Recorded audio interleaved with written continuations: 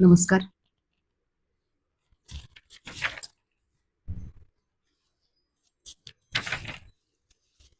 आज आपल्याला 26वा अध्याय बघायचा आहे अधिक महिन्याचा. पुण्याईचा प्रभाव. सूत सांगतात, ऋषी हो, अधिक मासात जर आपण सश्रद्धेने स्नान, दान, पूजा, जप, तप केलं तर त्याची अधिक फलप्राप्ती होते, पुण्यपदरी पडतो.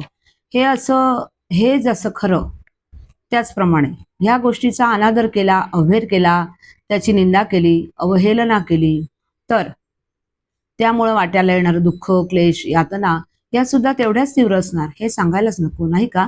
आता ह्या संदर्भातीलच एक कथा ऐका. पूर्वी या पृथ्वीवर एका वीरबाहू नावाचा राजा होऊन गेला. राजा खरं तर धार्मिक, उदार आणि पराक्रमी होता, पण आपली पत्नी राणी यशोमती हिच्या रूपानं राजाची मती भ्रष्ट झाली होती. राणी यशोमतीला आपल्या वैभवाचा, रूपाचा गर्व होता. सुखाभोगात रमायचं, चैन करायची, मजा लुटायची अशी तिची वृत्ती होती.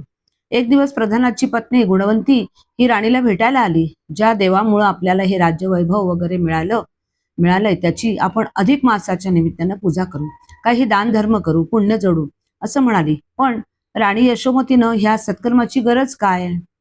पूजा करण्यानं काय मिळेल? सारं वैभव असताना देवाकडे भीक का मागायची? ह्या अशा शब्दात त्या अधिक मास व्रताची आणि पर्यायानं पुरुषोत्तमाची अवहेलना केली. प्रधान पत्नी गुणवंती हिला ते आवडलं नाही. ठीक आहे असं म्हणून ती निघून गेली. गुणवंतीने मात्र पुरुषोत्तम मास येताच जमेल ती व्रत आनंदानं, श्रद्धेनं करायला सुरुवात केली. गुणवंतीच्या शरीरावर ते तपाचं, व्रताचं ते झळकू लागलं. तिकडं राणी यशोमतीला मात्र तापाची व्याधी जडली. तिच्या अंगातला ताप काही हटेना. तिला अन्न पाणीही गोड लागेना, काही खावेना. अन्न खाल्लं तर पचेना. गुणवंतीला ही गोष्ट समजली. ती मुद्दाम भेटायला आली. यशोमतीच्या महालात जाऊन तिनं यशोमतीची चौकशी केली. त्यावेळी तपानं उजळलेला गुणवंतीचा चेहरा, काजळ घातल्यासारखे तिचे दिसणारे डोळे, आरक्त झालेले ओठ, प्रसन्न भाव हे सारं पाहिलं आणि राणीच्या कोत्या मनात असा विचार आला की प्रधानाची बायको मुद्दाम आपल्याला खिजवण्यासाठी हा साजशृंगार करून आली आहे. त्यामुळे तिनं उलटसुलट सांगून राजाचे कान भरले आणि राजा वीरभाऊनं प्रधानालाच कैद करून तुरुंगात टाकलं. त्याच्या घरातलं सर्व धन जप्त केलं. बिकट परिस्थिती आली तरीही गुणवंतीच्या कोणत्याही उपासनेत खंड पडला नाही.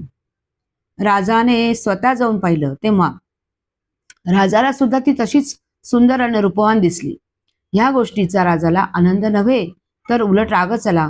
अविवेकी राजाने प्रधान पत्नीची साधना मोडावी म्हणून तिलाही बंदिवान करून टाकलं. पण कारागृहात सुद्धा तिच्या साधनेत खंड पडला नाही. दोघांनीही संपूर्ण अधिक महिनाभर ती साधना केली, नामस्मरण केलं.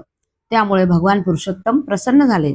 देवांनी राजाच्या स्वप्नात जाऊन प्रधान आणि गुणवंती यांना मुक्त करण्याची आज्ञा दिली. अखेर देवाच्या आज्ञेपुढे राजाचं काही चालेना. तू जर असं वागला नाहीस तर राज्य जाईल, तुझा घात होईल असंही सांगितलं. मग मात्र देवाच्या सांगण्याप्रमाणे राजाने त्या दोघांनाही मुक्त केलं. भगवान पुरुषोत्तम त्यांच्यावर प्रसन्न झाले. गुणवंतीने अंगावरून हात फिरवताच राणीची शारीरिक व्याधीही तिच्या स्पर्शानं दूर झाली. जय जय रघुवीर समर्थ.